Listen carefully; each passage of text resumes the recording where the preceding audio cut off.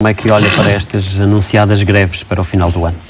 Com muita preocupação, mas se me permitem, antes de falar exatamente nos efeitos, ou nos previsíveis efeitos de greves desta natureza, no país e na região autónoma da Madeira, que fique bem claro que o direito à greve, tal como disse e bem, é um direito dos trabalhadores e é uma arma que têm para fazer... para utilizar de maneira a salvaguardar os direitos dos trabalhadores e também a integridade da entidade que lhes dá emprego. Neste caso estamos a falar das entidades hoteleiras e das entidades a TAP. E quem tem responsabilidades na gestão destas entidades, o patronato ou o governo, naturalmente que deve estar muito atento àquilo que são as reivindicações dos trabalhadores, porque se elas existem, têm fundamento. Os trabalhadores não são propriamente uns irresponsáveis que não medem as consequências dos seus atos. Agora, essa questão deve ser equacionada no âmbito da mesa das negociações. Acho que tem de haver aqui um esforço titânico por parte do governo e dos operadores hoteleiros, para o caso dos hoteleiros e da greve da TAP, o governo por parte, em relação à companhia e à administração, para encontrarem uma plataforma consensual de maneira a evitar a todo o custo uma greve que trará consequências bastante nefastas para o país e para a região autónoma da Madeira numa época fundamental para o país, nomeadamente porque é uma altura em que as famílias portuguesas se juntam, há uma grande mobilidade dessas famílias portuguesas que vêm do estrangeiro para o nosso país, passar em família o Natal e o fim de ano e o turismo também. Não se pode esquecer que é um setor fundamental para a nossa economia e com estas greves anunciadas a acontecerem trará um prejuízo muito grande para o próprio setor hoteleiro e para a TAP e para o país. Por isso é preciso que haja um bom senso por parte dos trabalhadores também. Que analisem muito bem. Não compreende os argumentos dos trabalhadores? Compreendo naturalmente os argumentos. Agora, porque tem razões de queixa do que está a acontecer. Tem razões de queixa. Não sei se o governo, provavelmente o governo não fez aquilo que deveria ter feito para evitar realmente sequer esta ameaça de greve, porque se ela acontece é porque existe realmente uma posição relutante por parte do governo e de quem tem responsabilidades na condução destas entidades e se deixaram chegar até aqui, há responsabilidades em primeiro lugar de quem gere os setores. Agora, é importante que os trabalhadores cheguem, de facto, a uma plataforma consensual ou mudem a data, porque esta data é altamente nociva. E posso dizer até mesmo que, a avaliar por aquilo que dizem dos prejuízos que pode vir a acontecer, poderá ser ainda muito mais prejudicial para os próprios trabalhadores. Ainda poderá agravar ainda mais a situação dos próprios trabalhadores. Por isso, acho que deveriam realmente encontrar aqui uma plataforma consensual e ultrapassar rapidamente este problema e pensar no bem de todos, no bem coletivo e, naturalmente, também no interesse dos trabalhadores, que é perfeitamente legítimo. Motivos para alarme deste lado, enfim, da parte das regiões autónomas relativamente a um eventual processo de privatização? Sim. Aliás, quando já se começou a falar na eventualidade da abertura do capital da TAP a privados, eu, com as responsabilidades que tive do ponto de vista político, já desde o início, e também, naturalmente, outros partidos, manifestamos muitas preocupações em relação à situação da região autónoma da Madeira, particularmente porque os Açores estão numa situação diferente da nossa, têm uma companhia própria. Agora, a Madeira precisa, de facto, de uma garantia por parte do Estado de que existirá uma operadora, como o caso da TAP, uma companhia de bandeira, que garanta a regularidade das ligações entre a Madeira e o continente, para salvaguardar o princípio da continuidade territorial e da coesão, naturalmente. O processo de privatização da TAP, é bom que se diga, já vem de longe, mas este governo... Já vem de longe, inclusivamente ficou consagrado no memorando.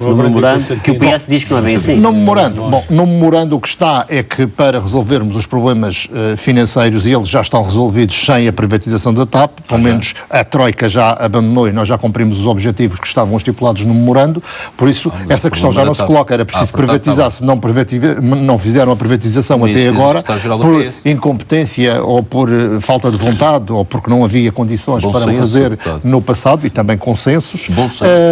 Portanto, se não houve, é porque o Governo da República achava que não era necessário para resolver o problema que estava a ser imposto pela Troika, a venda da TAP. Portanto, se não foi necessário até agora, é importante vermos como é que vamos encontrar uma solução para a TAP, sem ser a alienação de forma cega, que depois ponha o próprio Estado, a soberania do Estado em causa. Ou seja, o país é um país periférico, nós estamos a pensar só nas regiões autónomas, que já é um caso particular. Nós temos 2 regiões ultraperiféricas, mas o próprio Estado tem de estar bem salvaguardado. Não é? Por exemplo, o caderno de encargos depois tem de vir bem definido quais são as responsabilidades que eventuais operadores privados terão relativamente a estas matérias.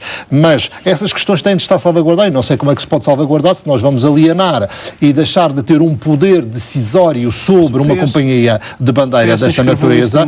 É evidente que nós também não podemos encaixar ali um conjunto de cláusulas para se fazer o serviço público. Ou seja, depois o serviço público vai sair muito mais caro ao Estado, porque nós vamos ter depois de pagar aos privados aquilo que eles quiserem, e aí poderá ser outra companhia até, como existe o subsídio, mas aquilo que eles entenderem, porque eles não estão obrigados a serviço público, nem têm de estar. Por isso é que o caderno de encargos tem de ser bem elaborado e a solução de uma abertura de capitais privados para a TAP, acho que é uma solução fazível, mas com a garantia de que o Estado continua com o controle desta companhia aérea. Portanto, ou seja, ter mais do que 50%. Mais do que 50%. Portanto, se tiver isso, aí estará sempre salvaguardado o interesse nacional, o interesse patriótico. Não nos esqueçamos, o país periférico precisa de uma companhia desta natureza a operar para Portugal. Tem regiões ultraperiféricas e ainda por cima tem a diáspora, porque não nos esqueçamos que a companhia de bandeira tem fortes ligações com as nossas comunidades espalhadas pelo mundo e serve muito os interesses dos cidadãos portugueses que vivem fora do território nacional. Doutor, acabou por não votar ao lado desta reforma, enfim, digamos não pelo seu todo, mas em parte por algumas questões particulares que inclusivamente tinha propostas de alteração que acabaram por não vingar.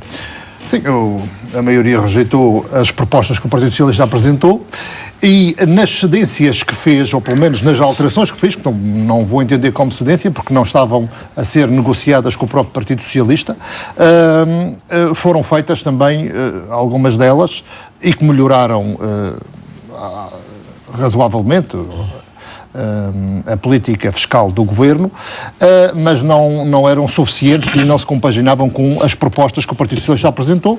Não sei porque que isso aconteceu, se foi por inabilidade do Governo ou da maioria, mas o que é facto é que...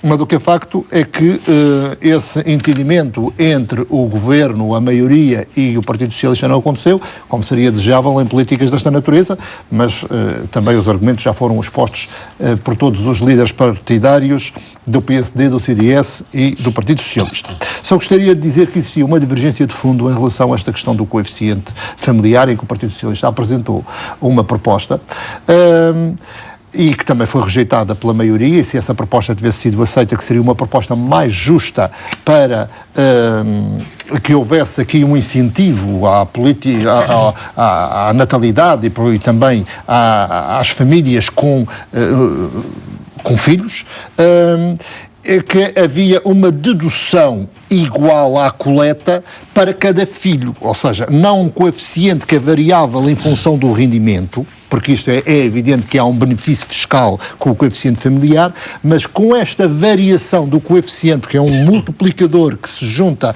ao rendimento, isto vai fazer com que quem tem mais recursos financeiros, quem ganha mais, as formas foram escarrapachadas no diário, não abanda a cabeça que não, que está tudo aí, aliás tenho aqui recortes.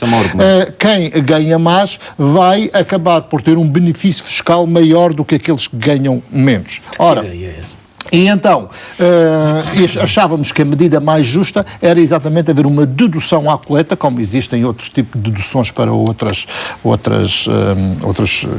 despesas, uma dedução à coleta fixa igual para cada filho. O PSD e o CDS não entenderam acolher a nossa proposta e essa foi uma razão de fundo que levou o Partido Socialista a não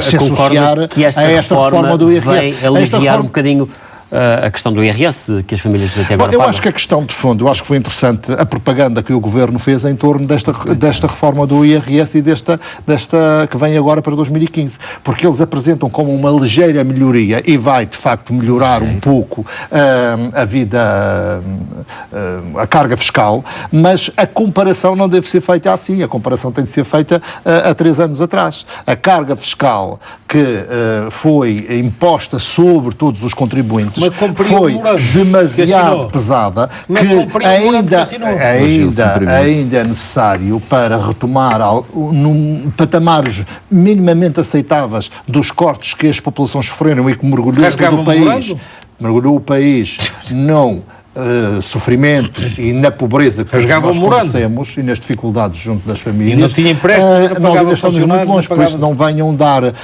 foguetes, pelinhos de contente, dizendo que com esta reforma do IRS e com este orçamento, os portugueses vão passar a receber mais IRS. Bom, poderão ter melhores...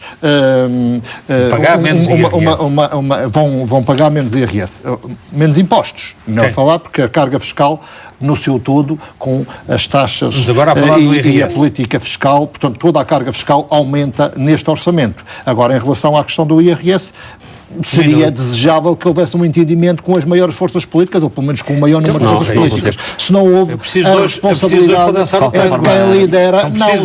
Neste caso eram 3. De qualquer forma, a reforma avançou. E mesmo assim, entre o PSD e o CDS, nem foi pacífico. Muito rapidamente, eu não vou entrar aqui, porque isto já acaba por ser um ping-pong. O que é preciso é dizer que o Partido Socialista tinha colocado uma proposta de dedução à coleta, que era mais vantajosa que aquela, mas igual para cada filho, para todos os filhos, independentemente do nível de rendimento. Portanto, era essa a proposta do Partido Socialista, eles apresentaram aquela. Na proposta do PS, quem tivesse um filho, eventualmente teria um benefício maior. Um benefício por cada filho, uma dedução à coleta fixa igual para cada filho. Jacinto Serrão, também qual é a sua opinião relativamente a este orçamento, ou, enfim, muitos dizem que será um orçamento a vigorar pouco mais de um mês. Bom, tem essa questão da perturbação interna do PSD que está a se confundir com a governação na região autónoma da Madeira e que demonstra o orçamento. Claramente que este orçamento está marcado por essa perturbação. Basta ver como é que o orçamento foi discutido pelas forças que sustentam o próprio governo e a própria maioria. Via-se um governo e uma maioria envergonhada da sua própria obra, porque os resultados estão à vista. E se há as melhorias que já foram faladas e propagandeadas pelo governo, que o Dr. Guilherme Silva acaba por dizer que foram políticas exemplares para resolver o problema das finanças uma consolidação. Ora, é preciso não esquecer que isso resulta de uma imposição do Governo da República. Porque se não fosse, provavelmente a Madeira, o Governo continuaria a cometer os mesmos erros. Mas mesmo assim, ainda comete erros e não está a ser obrigado aonde devia. E aqui é que eu já critiquei tantas vezes o Governo da República, que está a superintender este processo, está a supervisionar todo o processo através do Ministério das Finanças, mas não está a exigir o Governo que mexa onde ele devia ter mexido prioritariamente, que era exatamente nestas parcerias público-privadas que não há coragem para mexer. Mas aí está a exigir os relatórios de avaliação. Sim, mas o Governo, eu já perguntei isto desde o início, porque é que o Governo acompanhou todo o processo, vi que o Governo Regional foi muito rápido a lançar toda a brutalidade da carga fiscal sobre os madeirenses e sobre as empresas. E depois não fez aquilo que deveria ter feito, que era reduzir as gorduras da administração pública regional, que é muito. É muito. Onde a máquina da administração regional é uma coisa gigantesca. Não há despedimentos. Então. Acabar com os serviços externos, com um conjunto de serviços que só servem para alimentar uma determinada clientela que andou a servir muito bem à custa do orçamento regional ao longo destes anos todos. E não vamos... Essa agora não. Se quer exemplos, podemos entrar e podemos dar nomes. Que está tudo já começa... E há muita coisa que ainda está oculta. Ou seja, apesar da dívida oculta, que agora já veio ao de cima e que deu o resultado deste... Mas há muita informação que nós não conhecemos. Os contratos das parcerias público-privadas, porquê é que eles não são dados a conhecer à Assembleia ou mesmo à população? Que nós estamos a pagar todos estes encargos e vai comprometer gerações futuras que vão ter de pagar estes encargos de contratos que foram celebrados com entidades privilegiadas, apaniguados do regime, e se quiser o nome do senhor deputado sabe muito bem quais são eles, e por isso mesmo é que o Governo tem medo, não tem coragem de mexer nisto, medo ou não tem interesse nesse aspecto. O que quer dizer que não está a defender o interesse público, mas está a defender o interesse privado ou de determinados interesses que nós todos conhecemos, perversos, não a chavões, todos nós sabemos disso. Porquê que não mexe nisto? Porquê que, por exemplo, não mexe na questão do Jornal da Madeira, que é outra vergonha? Porquê que também não resolve as questões do património? Aliás, foi aquela habilidade que houve da vice-presidência de passar, ou do governo em si, que o governo é que é responsável por tudo isto, de passar o património para a Secretaria das Finanças, e pronto, e aqui fica para ali. Mas o que é facto é que não se resolveram estes problemas de fundo, que são os grandes originários do desfalque financeiro que existe nas contas da região. E acha que nessa altura haveria condições para baixar impostos na região, tal como defendia o CDS? Bom, o que é preciso não esquecer é que o Governo da República, e aqui eu critico também o Governo da República, não foi sensível ao problema que é uma questão de princípio constitucional do diferencial fiscal. E anulou esse diferencial fiscal. Portanto, não se dá a possibilidade, o Governo da República impõe, de facto, se fizesse a anulação já foi aprovado, está bem, anulou, mas nós sofremos estes anos todos, Sr. Deputado. O Sr. Deputado não pode estar a dizer uma coisa e o seu contrário no mesmo debate. O Sr. Deputado está a lamentar que não há diferencial fiscal e a desgraça não há diferencial fiscal. Não, ele aconteceu e agora está a ser... O que nós estamos a dizer é dizer uma coisa, ficava-lhe bem dizer uma coisa, é que a redução do diferencial fiscal significa o aumento da receita do governo. E os senhores estão constantemente a interromper, não sei por que razão, Sr. Deputado. Não é correto da sua parte estar a interromper. O Sr. Deputado tem o mesmo tempo, já teve mais tempo para falar. O Sr. Deputado usa o seu tempo para argumentar da forma que quiser, para rebater os meus argumentos, para dizer que eu estou errado e para dizer aquilo que pensa. O Sr. Deputado não pode tirar o meu pensamento, nem impedir que eu diga aquilo que eu tenho de dizer. O Sr. Deputado, eu não posso dizer aquilo que o Sr. Deputado quer que eu diga, ou o Sr. Deputado quer que eu faça. O Sr. Deputado, esteja à vontade, diga aquilo que quiser. Está a entrar em contradição. Não é contradição. Lamenta-se por causa que não há diferencial fiscal, é lamentável. E depois agora vai dizer, não, mas o problema está resolvido. Ouça, então não se lamenta. O Sr. Deputado não se lamenta, o seu Governo da República. É uma questão de coerência e de sinceridade e de honestidade intelectual para com as pessoas que nos estão a ouvir. Bom, Sr. Deputado, o que estava a dizer é que este diferencial fiscal nunca deveria ter sido anulado. Nós devíamos ter essa possibilidade. Já vimos que, de facto, a dose foi demasiado exagerada, a austeridade foi demasiado austera, passo o exagero. Mas o pleonasmo é uma figura de estilo, sim senhor, Sr. Deputado. Conheço-as quase todas. Conhece e pratica. Mas o que eu estava a dizer é que essa austeridade foi, de facto, demasiada e poderíamos ter atalhado por outras políticas que também estavam no memorando que o Governo foi preguiçoso, não quis mexer porque há um conjunto de interesses a satisfazer e a continuar a satisfazer e carregou, de facto, de tal maneira sobre a carga fiscal que asfixiou a nossa economia, gerou o problema de emprego, de destruição de empregos na Madeira, que foi o maior do país, foi as empresas, o risco empresarial que é dos maiores do país que nós estamos, o problema da desvalorização salarial que também foi muito maior do que o país devido à dupla austeridade e o problema da imigração imigração, que é coisa que não se via desde a fundação, o Estado fundacional da autonomia. Ora, da autonomia. Ora, todas estas desgraças aconteceram porque o governo foi muito rápido a querer carregar nos impostos, empobrecendo as pessoas, retirando o emprego e retirando condições para a economia poder progredir, e não fez aquilo que devia ter feito, que era mexer naqueles contratos milionários que essa fez promessa de que até ao final deste ano... Não, eu não acredito, porque nem o Governo da República está com vontade, sei que os deputados não estão com interesse em ouvir, porque isso não interessa, nem o Governo da República está com vontade em obrigar o Governo Regional a fazer, porque eu já confrontei várias vezes e não vejo grande vontade política por parte do Governo da República, e o Governo Regional manifestamente não tem vontade nenhuma em mexer nisso, porque isso é para manter o status quo instalado. Como é que vê este caso no suposto castigo que possa ser aplicado aos deputados do PSD de Madeira na Assembleia da República? Bom, os processos internos de cada partido são geridos pelos órgãos internos do partido, e eu não conheço os estatutos do PSD nem do CDS. Mas eu posso lhe mandar uma cópia. O que eu conheço é quais são as consequências de alguns atos e que são ditas que existem e depois na prática não existem, ficam um pouco suspensas e aquilo é um pouco aparente, é só um número político. Algumas cheiram mesmo a mero simulacro, teatro concertado com os dirigentes partidários. Alguns são mesmo concertados com os dirigentes partidários. Exatamente. Bom, mas eu não vou entrar nisso.